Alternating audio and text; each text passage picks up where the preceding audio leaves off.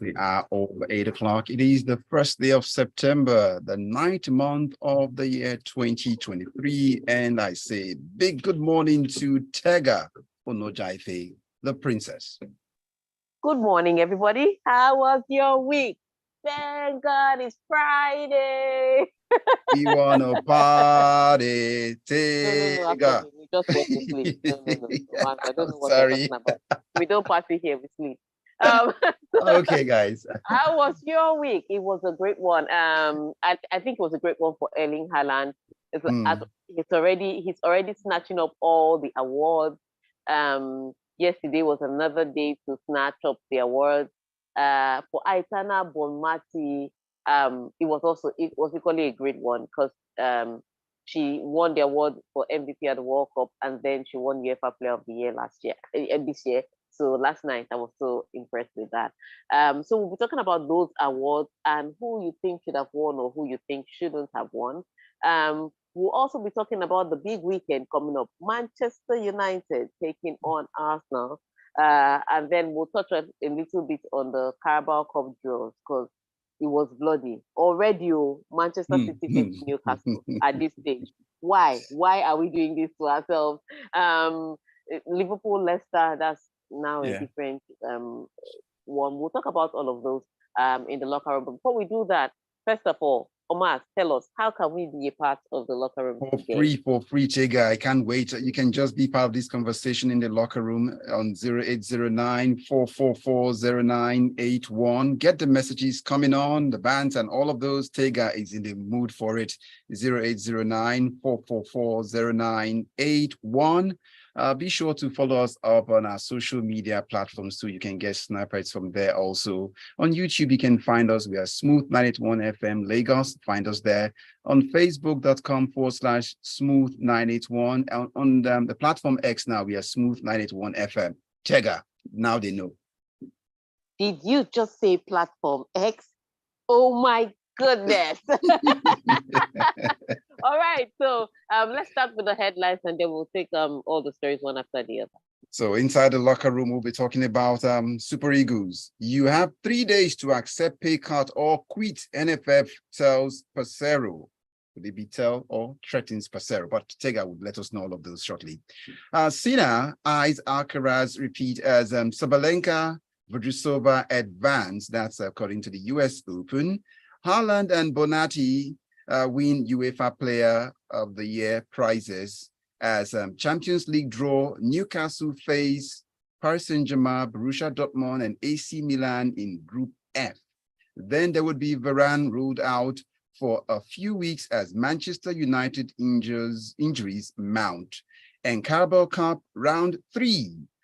Manchester United face Palace as Kasu hosts Man City.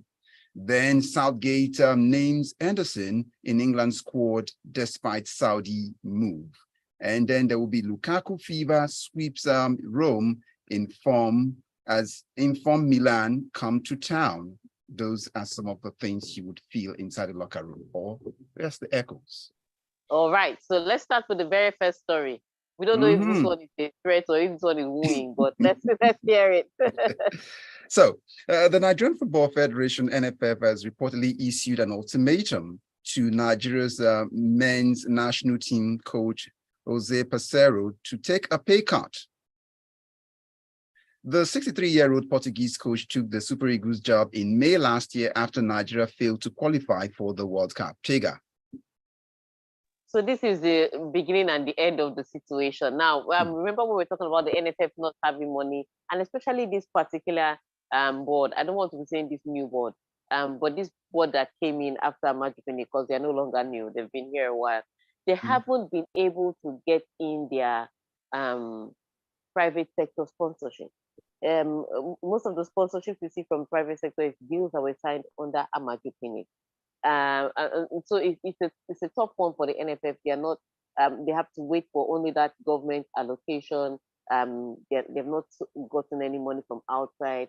So to pay all these ridiculous salaries that the coaches were placed on under the former administration is really tricky for them. Which brings us to this place now. Jose Peseiro's contract has expired. It was supposed to be renewed. The question was, how were we going to do it?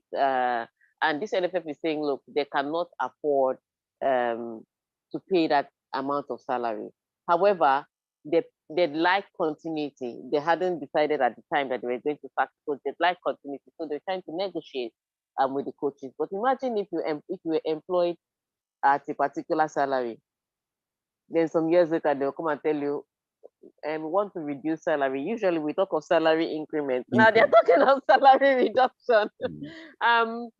And there were negotiations back and forth. Then eventually they've come out to say, you know what, you have to take it or leave it. I feel too strong a language considering what I've just said.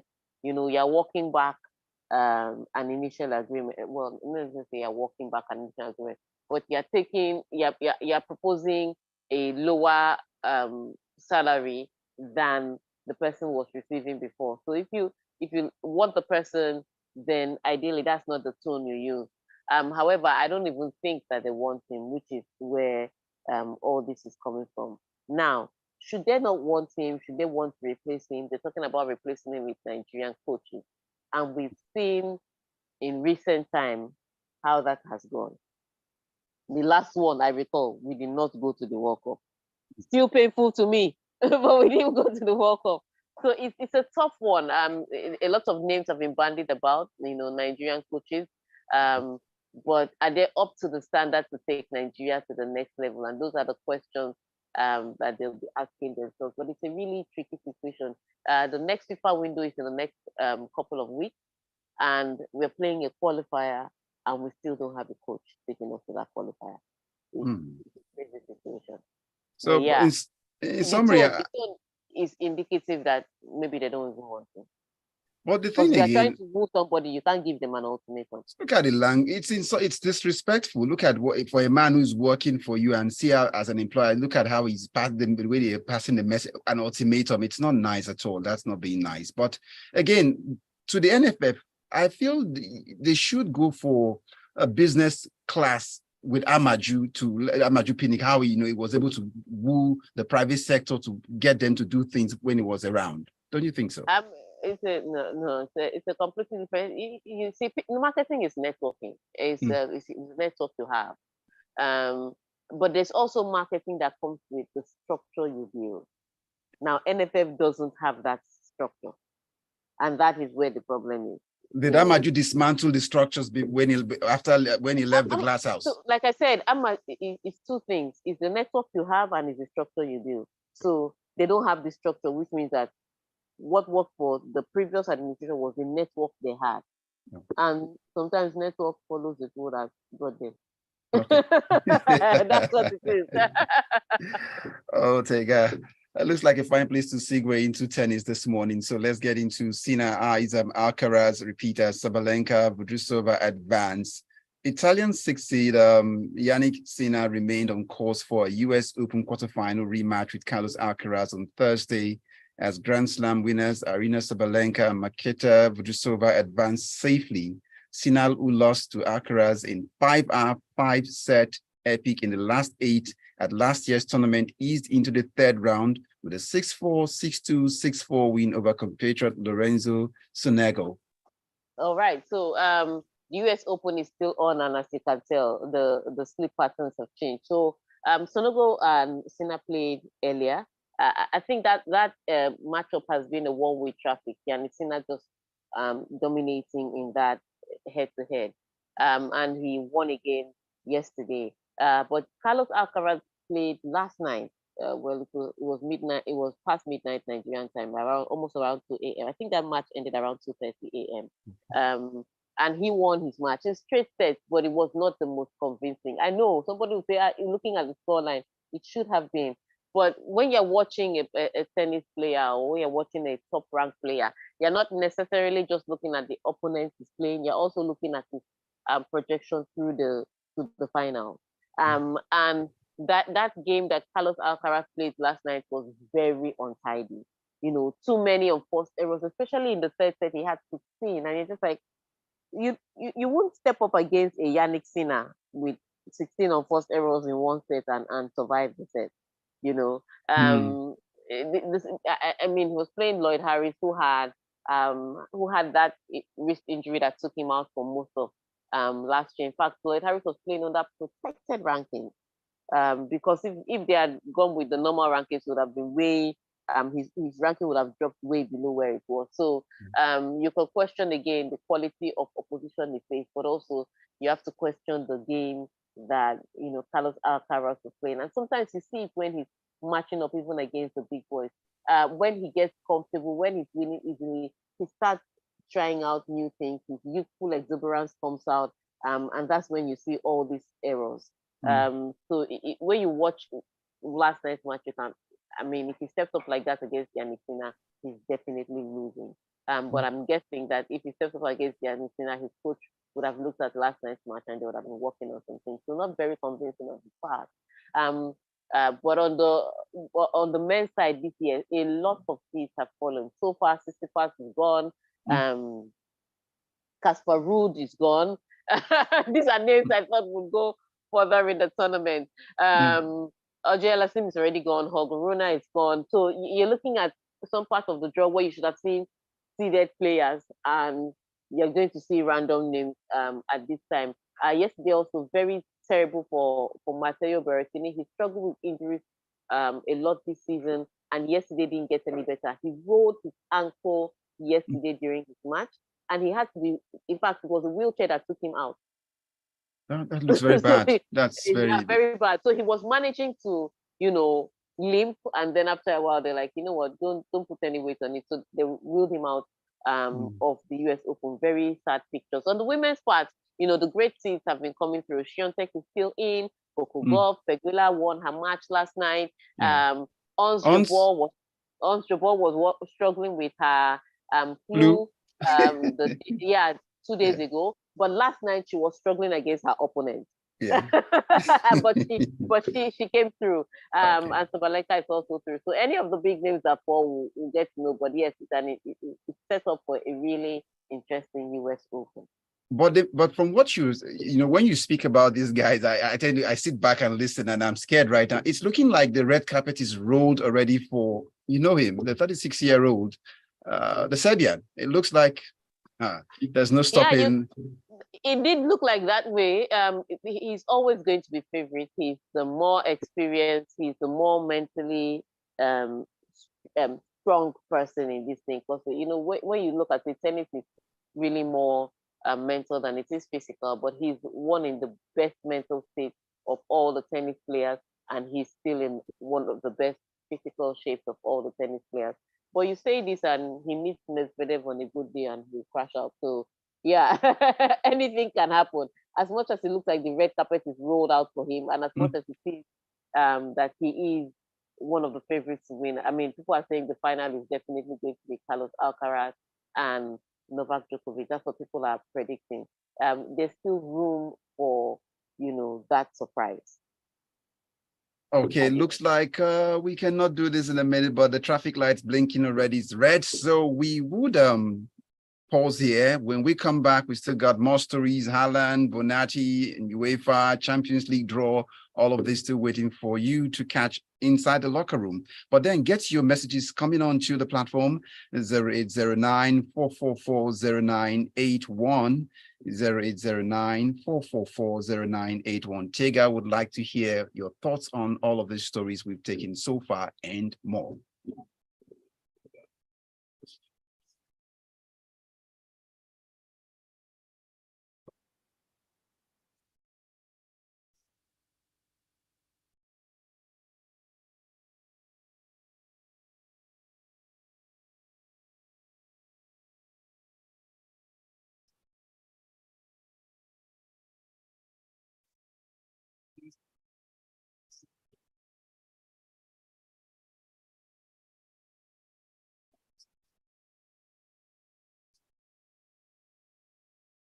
Yes.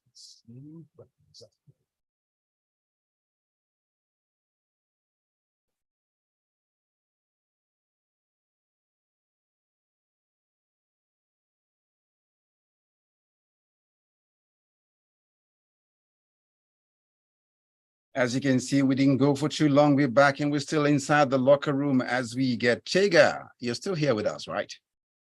Yes, so let's quickly run into, because we have a lot of stories. Haaland and Bonatti win UEFA Player of the Year prizes. All right. So, based on the season Erling Haaland has had in Manchester City, was such an, I would say it's a magical first season because he got the results and he got all the trophies. Imagine in your first season winning the treble, and then winning Young Player of the Year, Golden Boot of the Year. You know, you look at his individual awards aside the trophies that he's won, and it's almost half a page full. So I think if people question that, you know, Erling Haaland is not your particular player that you say he plays in the 18-yard box on the shoulder of the last defender, but I think at the end of the day, you have to judge a striker by his goals, results. By his goals, yeah. And does he deliver the results yet? So even if he suffered in the past few games, I think somebody has done something. Somebody has prayed, or somebody has a voodoo doll somewhere. But he struggled to score in the past few games, including missing a penalty for Manchester City in their last match against Sheffield. But he had a fantastic season last season. So you may question the method, but you can't question the result. And so Erling Haaland came out top winning that. Some people said it should have been Rodri, but I'll still say Erling Haaland is a good bet every day of the week and twice on Sunday. Atsenuwa also winning for the Women Player of the Year. And it was a fantastic season with her for Barcelona. And then she carried that and took that all the way into the World Cup. So all in all, well deserved. On the coach of the year, it was Sarina Bigman, the England women's national team. No contest on that. No contest on that. No. I think it was the most painful thing that she lost the final. Yeah. A lot of people actually thought it was finally going home. Oh. But it went Spain. So, but it still it did not reduce the value of the quality of coaching that she's brought to the England side. So yes, she won the award, but she also dedicated that award to the Spanish women's national team, seeing all the drama that is going on there, and that kind of marred the celebrations a little bit, because at some point it seemed as if everybody had to touch on it, or everybody had to stand with Hermoso, or everybody had to stand with the Spanish women. It's crazy news coming out from there. But all in all, I do not see anything I could have argued with the UEFA awards. The one that would have annoyed me was if they gave it to Messi. That's the only thing would have carried placard. But I think all the awards were spot on. However, if you think somebody else should have been nominated or somebody else should have won, tell us who you think should have won or who you think shouldn't have won. Send your messages to 0809 444 0981 0809 444 0981. That takes us into the Champions League draw. Newcastle face Paris Saint-Germain, Borussia Dortmund, and AC Milan in Group F. All right, so it looks like a tough draw for Newcastle, and it is. You know, PSG, Dortmund, AC Milan, and then Newcastle. You know, they are fresh off the block. And so it does look like a tough job. But I would say this: PSG is not in the most balanced situation right now. Dortmund always have that moment of brilliance in the group stages, so I expect to see some spots of that. AC Milan does that. So I would say this: because Newcastle are an X factor, they are largely unknown, they are new, that could work in their favor. So as much as people saying Newcastle will leave as quickly as they came in, I still think that they could shock us, you know, and progress further in that group. I would say this: for me, one of the teams that I'm totally unconvinced by is PSG in that group. I'm unconvinced by PSG, and to some extent Dortmund, which is why I think that Newcastle have a chance, you know, to make it through. Some people talk about Arsenal. Arsenal group looks like a Europa League group. I'm sorry, because no, think about it: PSV, Sevilla. Those are names you would hear in Europa. But yeah, right. So that one is a battle of the Europeans, I would say. It's not the toughest, but it's not the trickiest group that Arsenal could have found themselves in. They got Lons in that group also. All right. So let's open the phone line. So we're talking. Let's open this WhatsApp lines again. So first of all, we asked about the candidates. Who you think should have won UEFA or who you think shouldn't have won. But now I also want to ask, of all the big teams there, the Bayerns, the Barcelona, which team do you think is most likely going to not perform in their group? So send your message to 0809-444-0981 would be where you do it. You don't even have to wait for long. Someone has replied you. I think that Gloria Lozé should have won. That's Dakbo from Obalende. So you've got your answer. Yeah. So let's get more coming. We know why. Yes. Gloria Lozé was a lot of people's crush during the World Cup. So that's a very biased information. Tega. All right. Tayo comes up with a message for you saying perhaps Newcastle should be eyeing Europa from UEFA. Princess Tega from Abraka. I don't see them as X factor. Arsenal should feel among with their Europa colleague. Oh no, this is not. Tega, you brought this on them now. Stray bullet no, now I going didn't. to. But it looks like a Europa League group. But I mean, those are the names. Look, those are the names. So let's just read the messages. Emeka Onelum comes up with a message here from Amo saying, looking at the UCL group, I've sent a petition to UEFA on why Chelsea was omitted from the Champions League group. So Chelsea fans, relax. There will be a second batch next week. On the NFF issue with Peseiro, why offer him that whooping contract when you know you can't sustain it? Good coaches in all parts of in all sports may start avoiding Nigeria because of this. Yes. Oh, so, they've already started avoiding Nigeria because of the lack of pay issues. This just adds to it. So let's see the next message. You don't think this would even lead to him suing the NFF by taking them to court of arbitration for all of this, or for what? Probably your contract is over. They are offering you a different contract on what terms. What are you suing for? They say they have 400 naira. They say they should pay you 1 million. What are you saying? You want to sue them for not having the money that you want? But they paid me better when in the initial. So why you really go less? No consequence. That contract is gone. Oh, still okay. I got. So this is a new contract. Yeah. So you take it or leave. Yeah. All right. So let's get into this one. Varane ruled out of for a few weeks as Manchester United injuries piles up, mounts. Hello, Tega. Okay. All right. Sorry. I'm still here. Okay. Let's start with the Manchester United injuries, and they are mounting literally. Mason Mount is one of them. So I see what you did there. You played on it there. Nice one. However, the way the Manchester United injuries are, it's not so critical as not to let them feed a team that could still defeat Arsenal. First of all, I would say this about Manchester Arsenal matchup. It's more a psychological matchup than it is a match on the day on the pitch. Because sometimes it seems like regardless of the form that Arsenal comes into that side with, Manchester United always seems to have an answer for them. Somehow, Manchester can be having a bad day. They stumble upon Arsenal, it's 3 points. It can be that Arsenal are riding on the waves of wind. In fact, they've just landed on Mars and they face Manchester United and they were brought down to earth. It just always seems that way. Think about it.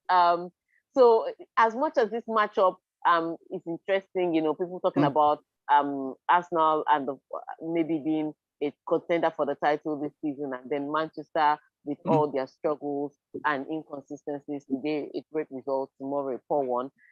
When it comes to Arsenal, Manchester United, it's a completely different battle. It's a bit like a family fight. So you don't know who is going to win. I've seen their stats. Yeah. It's 1932. 1932. They are not mates. So ultimately, it's going to be a tough one regardless. And the fact that in recent weeks, Mikel Arteta has suddenly decided that he's a genius and he's going to tweak a winning formation. It just doesn't build a lot of confidence. But come Sunday, let's see how that pans out. At what it will be a fodder for banter. At best, it will be a great result for either team. That brings us to Carabao Cup round 3 draw. Manchester United face Palace as Newcastle to host Manchester City. Already the top fixtures are coming up, and you see Premier League squaring up against each other. Arsenal is going to get Brentford, and that's a tough one. First of all, that's a London derby. Secondly, Brentford are a team that can do real damage. Manchester City is going to face Newcastle for the second time this season already. The first time didn't turn out well for Newcastle, not just in the results, but even the performance. They looked a little bit like they were playing with their handbrakes on. And so far, they haven't gotten great results against some of the big teams. Remember, they lost to Liverpool. Let me mention. They lost to 10-man Liverpool last weekend. They also lost to Manchester City the weekend before. So they don't look like they're doing well against the big boys. And then they get this draw in the Carabao Cup against Manchester City. It's going to be a tough one. For Manchester United, though, yes, pulling a Premier League side, even if that Premier League side is Crystal Palace, it's always going to be a tough one. Because at this stage, you just want to kind of go seamlessly into the draws. But to have these tricky fixtures this early in the Carabao Cup, and in a season where everybody is looking for one trophy after the other, it's going to be a tough one. Now that takes us straight to Southgate names Anderson in England's squad despite Saudi move. All right, so Gareth Southgate has said this, that he picked Henderson for footballing reasons. So, I mean, a lot of people were questioning that, he's gone to a lower league and there are other players in the England squad and in the EPL that would fit better. They would be at the right pace. They'd be in the right physical competition. Why didn't you take this one? He said, well, Henderson was picked for footballing reasons. And I can understand it. Sometimes coaches have their players, and regardless of what happens, if those players are not in a coma, they will pick those players. And so I think that's what has happened with Southgate and Henderson. A lot of people will question why other players weren't picked, especially the West Ham duo. But Guy Southgate is the one with the team. He picked the players he thinks can get the results, and I think ultimately that they can get the results. So people should wait to see how this pans out. But Gareth Southgate knows that he's already under pressure. The fact that the England women went all the way to the final, lost in the way that they lost, he's already under pressure to start delivering the results. So we wait to see how he can deliver. But talking about coaches, really, but since the England, they've said Vigman is not for sale and all of those, but I'm just thinking, would you see a future someday that Vigman will coach males? It's not happening. It's not happening. Okay, it's you just shouldn't. England to coach England men's national team. It's not happening. Or anyone anywhere in the world, probably. I'm just thinking about a woman being in charge. Probably, but the England men's that's not happening. Let's just leave it for social media. All right, let's close this up with Lukaku fever sweeping Rome as informed Milan come to town. All right, so huge one. Lukaku finally found somebody who wanted him, because he had been bandied about since, and his behavior has been really nasty. When he thought he was going to leave Inter Milan, he stopped even taking calls from teammates who assumed they were his friends. And that did not end up well, because at the end of the day, he did not leave Inter Milan, and then he started trying to get in touch with everybody, and everybody was like, I'm not talking to you now. And then Juventus said they were interested, and the fans were like, what? We do not want Lukaku, and there was that initial drama. Of course, Chelsea fans do not want him, so that left him in limbo. But fortunately for him, Jose Mourinho thinks he can find a role for Romelu Lukaku to feature, and that's why Roma have signed him. And so he's going to go back and join Jose Mourinho in some capacity. Hopefully, he'd lose the attitude and deliver on the results. But I don't know if he's going to feature tonight, but Roma has already had a horrible season. Their first match ended in a draw. Their second match was a loss. This is their third match, and their third match is against AC Milan. Inform AC Milan. So that makes it even tougher for them.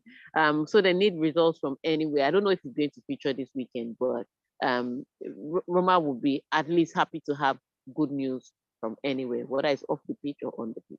Okay, looks good now to close up with the messages as they come in here. We've got this one from Mohammed. Tega, Milan and Dortmund will make it to the next level because of pedigree in the UCL. Arsenal and the Red Devil will go out in the knockout stage Mohammed. if they are lucky to make it through the group. Chelsea already has 2 Champions League, unlike the local noisemakers who can't win a league in London. You put their nose in it and rub it very well. I'm rubbing very well. All right. Tayo got this message in for us before we go now. Southgate Gate should stop that footballing reason. Is keep Bowen, Eze, and others. It should continue. MIAs to continue to coach Chelsea interim after sacking Poch. That's the last message. All right. And on that note, we want to say thank you for sending your messages to WhatsApp. Thank you for watching us on YouTube. Hopefully we will see you again on Monday, and this time let the banter be lit. All right. On that note, Omar, thank you for having us. All right, Tega, do have a great weekend. Bye. Okay, that's the size of the locker room this morning on Smooth 98.1 FM. My name is Omatseye.